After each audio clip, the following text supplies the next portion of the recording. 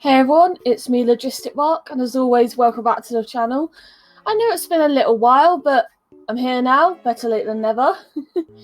I'm going to be taking a look at a few things today, and as part of that, I'm going to be catching up on Night City Wire. So we're going to be going to episode 4. We're only about 3 or 4 days away from release at this point, and I'm so excited. The game's been looking amazing, the music we've heard is awesome, and it just seems wild that after all these years, since the very first teaser I saw back in 2013, and now we're almost there. I've got the collector's edition pre-ordered, and I've also got a little figure of, well, I wouldn't say little, I've got a figure of Johnny Silverhand, so I'll be unboxing those for you all. I can't wait to take a look and see the statue in all its glory. Yeah, I'm really excited, and we all know I can ramble, so I'm just going to go straight to the episode. And here we are, the episode, everyone. I'm really excited to see what this one's going to show us.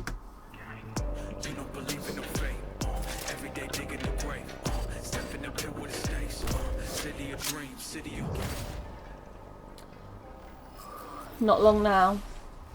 Welcome to Night City Wire, Episode 4, the show from us at CD Projekt Red, where we talk about all things Cyberpunk 2077.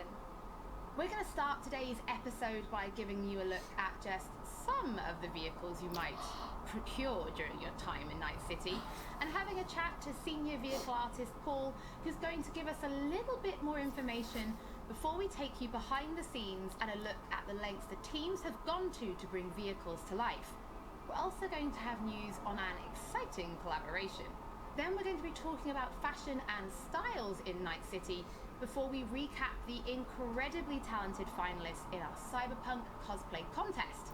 We'll then wrap up today's episode with some news about Stadia.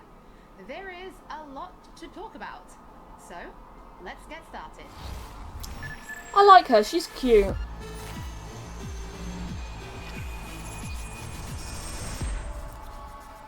I want to hear about the motorbikes. I like bikes. In a huge open world like Night City, you need a chill ride to get around fast.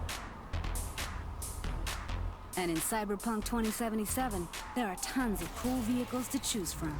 Get this. 4-liter engine, 6-cylinder. Goes from 0 to 100 in 3.2 seconds. You fucking believe that? Look how fast you can go. We've crafted every car and motorbike with amazing attention to detail. On the chassis, the body, not to mention the interiors. You can expect every one not only to look unique, but to deliver a unique driving experience. Alright, show me what you got. Don't expect advanced tech or luxurious materials here. Nuh-uh. Yeah, it's not the size that counts, I guess.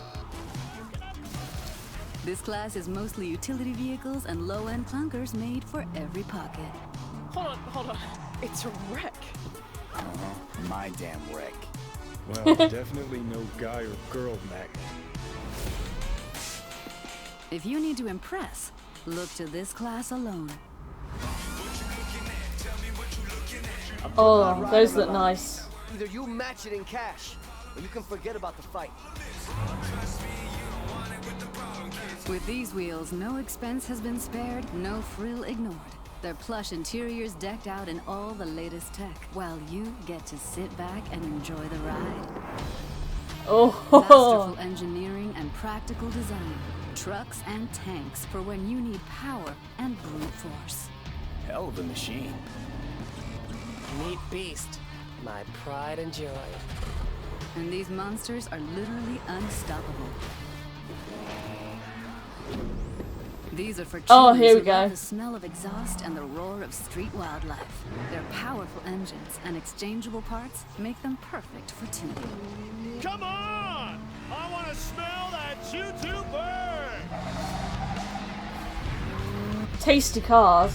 Whether it's street racing, running from the NCPD, or just showing off in the streets, with these high-powered beasts, you will have only respect. Oh, I can't wait. If you need speed and armor, the hypercar class is for you. It means precise bodywork, built-in LiDAR arrays, and really expensive materials. Imagine you're sitting on a pile of eddies. Probably less than 1,000 people in the world can afford the Erendite. Not your typical urban vehicle. Wouldn't that It will make you a take target? places you never dreamed you'd go. You haven't. Oh, and original vehicles are not all you'll find in 2077. We also found room on our roster for some true automotive icons. Yes. For it, V.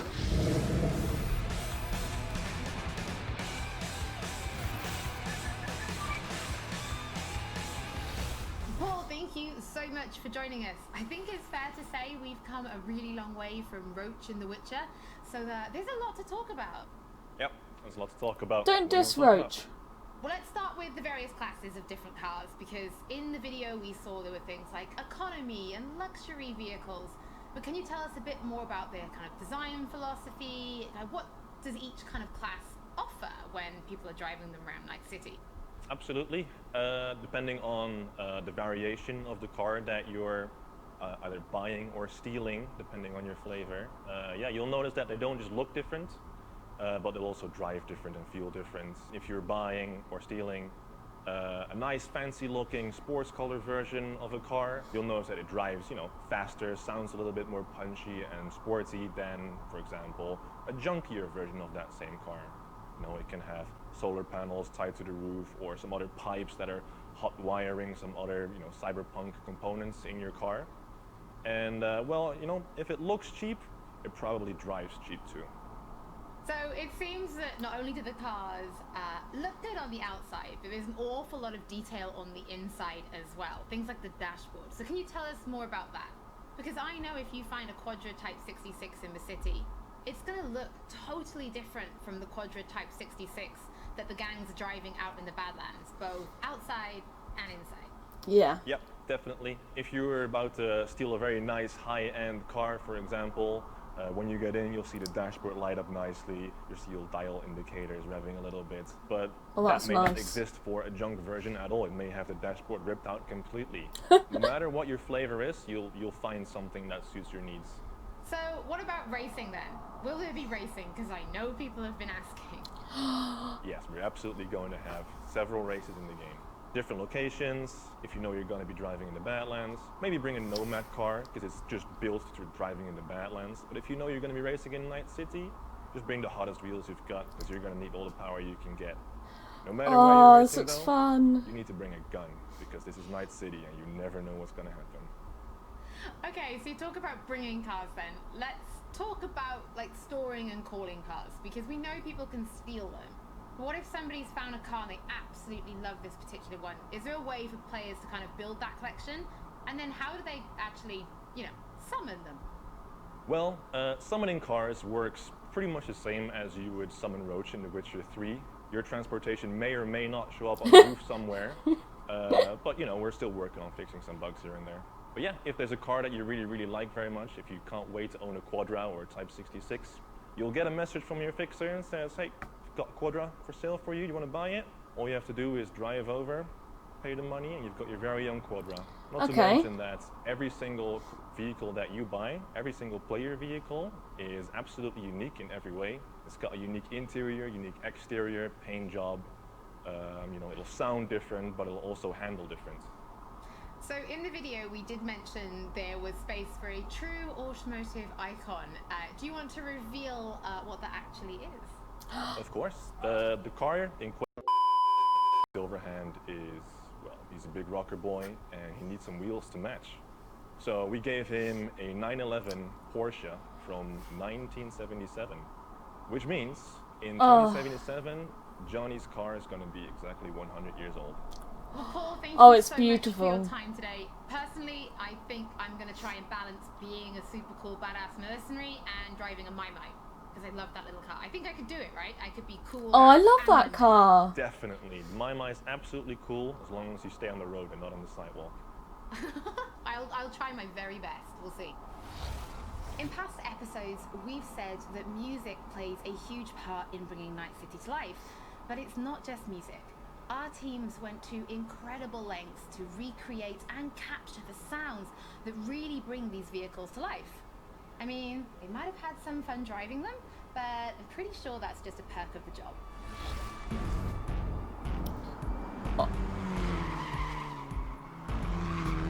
Oh, nice.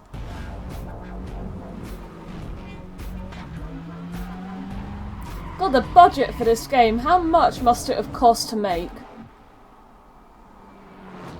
We started with the visuals, and then we wanted to like attach a proper sound to the visuals so that you have like a nice feeling or the nice vibe of the complete car. And then we moved on to organizing the whole thing. Early on, we made the decision that we are going to record on the racetracks, and then we are going to record cars in movement. We started cooperation with Tomek Chopi, who is like very, very well-known racing driver in Poland.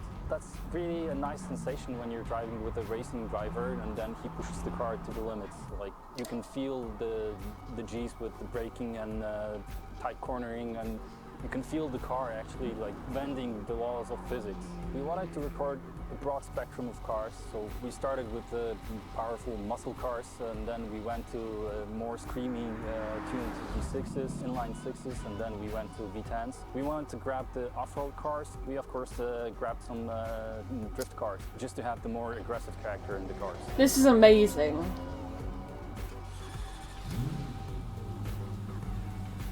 We had to assemble a sound group or a sound team that would make the placing of the mics process very, very fast, because we had plenty of cars to do in a short time span. We had the team of mechanics from a rally team, and they helped us immensely. What they've done is allowed us to put the microphones into places that we wouldn't be able to access differently. Putting a mic right into the car, they helped us to locate the places that are best. Usually place 3 microphones in the engine bay, 3 microphones in the exhaust, and 2 microphones in the car. Cars are very, very complex in terms of sound, and it's very difficult to get all the necessary components that you have to make it sound believable. But we were trying to look for something that would give us the character of the engine. This is incredible.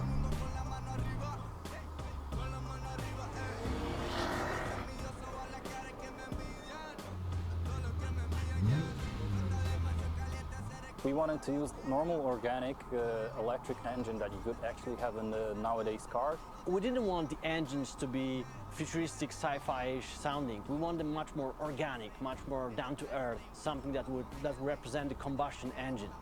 And on top of that, we added small elements like the futuristic horns or like a futuristic UI of a car. It makes you feel like you are in a car of the future, and some car might talk to you, other car might have blips and bobs that will make you feel like you're in a futuristic vehicle.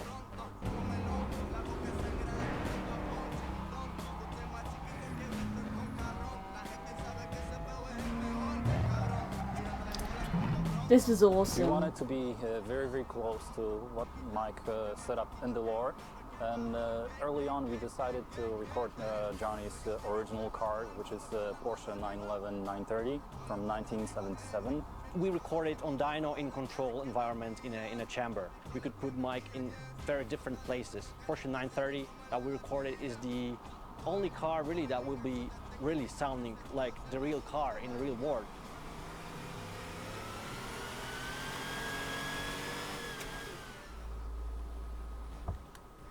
We recorded more than 40 vehicles. Not often do we record so many vehicles for a game that is not really a racing game. Truth being told, this was the hardest part in my sound career, and I'm very, very proud of what we achieved with the sound team. You should be. This didn't looks. do before. So creating the designs, creating the technology behind how the sound behaves, that's the best thing actually I ever did in my sound career. This is incredible. So much work has gone into it.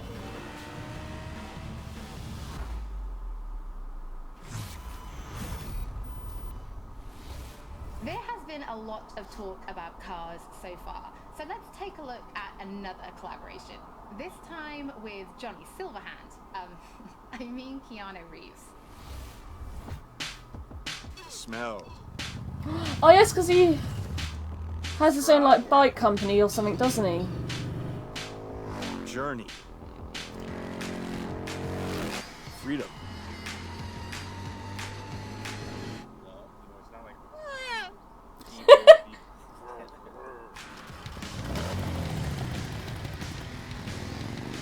This is what I'm after, the bikes.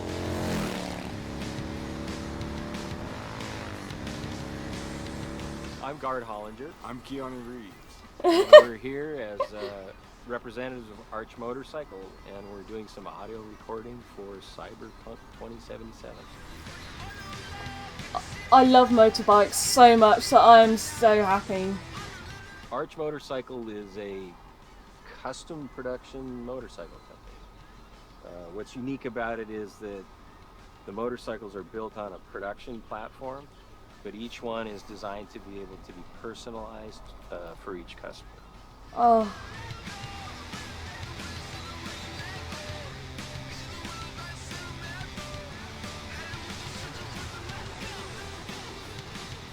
When CD Projekt Red approached me about doing Cyberpunk 2077, they also spoke about integrating. They were fans of, or I guess people who worked at the company were fans of Arch Motorcycle, and so they broached the idea of creating kind of specialized Cyberpunk 2077 version of the Arch Motorcycle.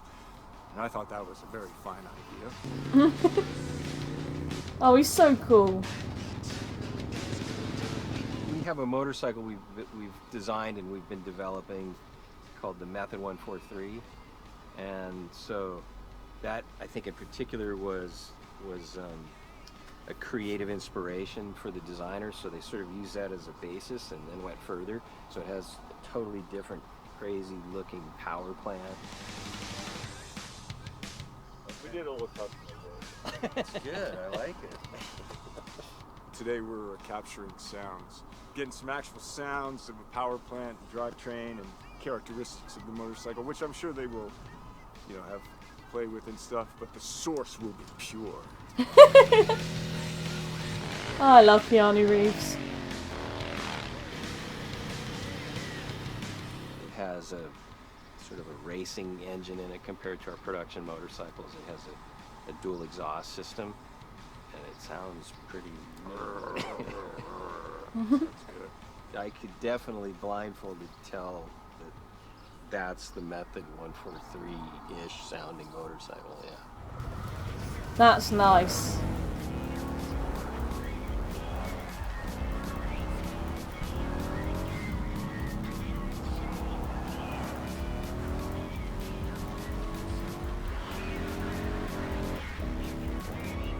Nature of the role-playing aspect of the game, I think it'll be cool, like to be on a bike and hearing that, going through the city streets and getting into the madness of mayhem. Oh, I can't wait. I'm definitely going to be having a motorbike instead of a car. As with all episodes of Night City Wire, if you're tuning in late or if you just want to watch anything again, we will be uploading everything to our channels soon. Now it's time to talk about styles in Night City. Are you more kitsch or neo-militarism? Oh, yes.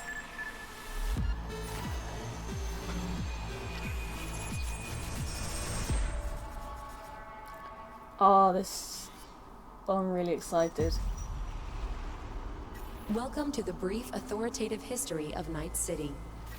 This chapter is devoted to so-called styles, deeply linked with the history of the world, and a very important aspect of life in the city. You can find them everywhere. In cars, clothes, guns, implants. They are your war paint. As one of our sponsors says, it matters not if you're dead, as long as you're doing it in style. The moves on this girl! Swoosh, swoosh! Slicing them up like sashimi!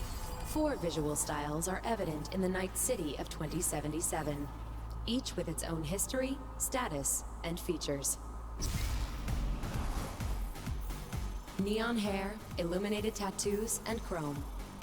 Function comes second. Looks are what matter.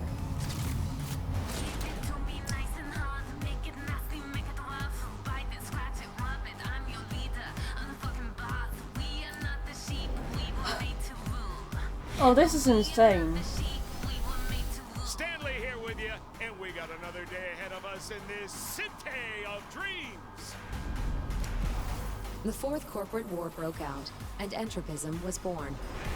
Vast and deep crises forced people to find ways to survive by any means. Getting the job done, no matter how, was the primary goal. The look? Who cares? I love this town. Love it like you might love a mother who popped you out on the steps of an orphanage once and now stops you to ask if you got a smoke for her. Fuck them. Fuck this job. Fuck this city. Fair enough. Deadly elegance without ostentation. Corporate, militaristic fashion, mostly seen in the wealthier parts of town. Substance over style, that's the motto. I do like this one.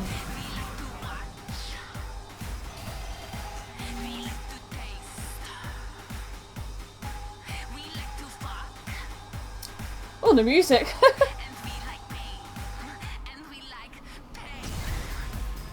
Celebrities, braindance stars, business magnates, heirs to corporate fortunes and corporate executives. They abandoned the cold, deadly elegance of neo-militarism and returned to the roots of kitsch, but gave it a fresh, new look. Oh shit, these hands. Sometimes it seems like I just brushed something and sparks fly. Oh, the level of detail.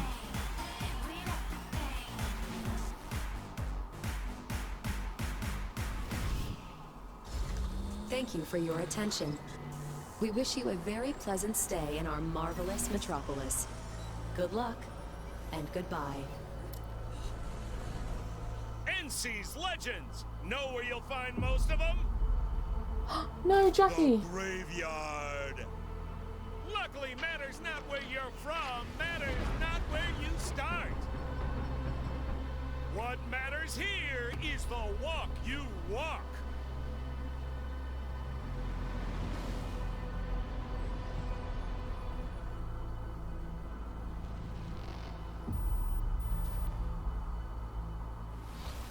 Just before this episode started, you might have tuned in early and seen our Cyberpunk cosplay contest finale. Oh yeah. Just in case you've missed it, we've prepared a little summary for you featuring our very talented finalists. In the Cyberpunk cosplay contest, we asked our very talented community to cosplay a character from the game based on the art, screenshots, videos, cosplay guides, etc. We thought regular trophies weren't quite cool enough, so we decided that the top 3 will receive detailed props based on weapons from the game. Oh, that's They much have better. been specifically made for this occasion, and the winners can do with them as they please. And now, the 12 best Cyberpunk cosplayers who have competed for first place in the first official Cyberpunk 2077 cosplay contest. Are you ready to meet them? Oh, this will be cool.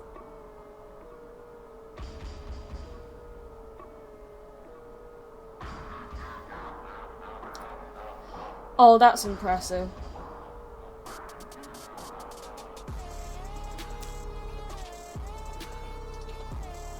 How do people even go about making these?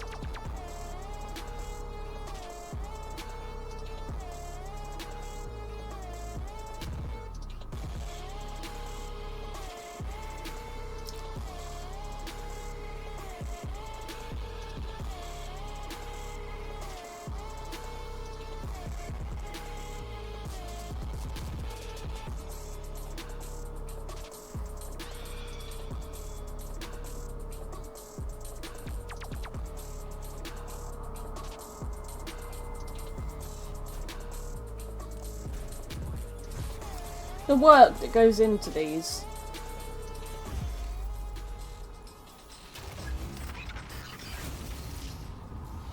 Now, before we wrap up today's episode, there is one more thing to talk about.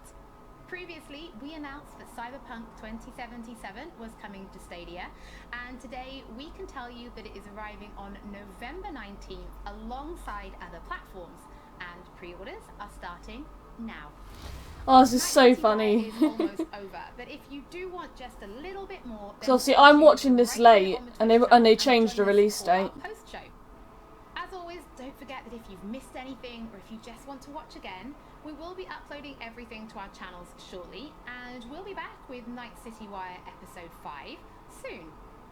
No, actually, there is one more thing we're going to show you. Welcome to the diner. The animation. So what do you want? Supercar? Big house? You want to rule this city? Well, you ain't getting anywhere without an upgrade. You need a softer touch, stronger spine, because taking over Night City ain't gonna be easy.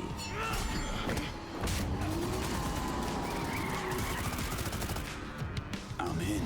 Cyberpunk 2077. Available November 19th. Oh, there is so much to unpack there, but this game looks incredible. Well, everyone, that was me taking a look at episode 4 of Night City Wire. There is a hell of a lot to unpack, so I'm going to try and keep it relatively brief so that we're not here forever. Out of the vehicles I've seen, I will probably be driving the motorbikes more because that's just my personal preference. I think they look a hell of a lot cooler, but you know, the cars do still look amazing, and it's clear a lot of work has gone into both sides of it. As for style, I'm really not sure which one to go with, because each one of them looks cool, it looks unique. And, it's hard enough choosing whether to play as like Street Kid or Corpo or Nomad, but now we have to choose a style, which cars. We really are going to be spoiled for choice, and that's amazing. Honestly, I just can't wait for the game.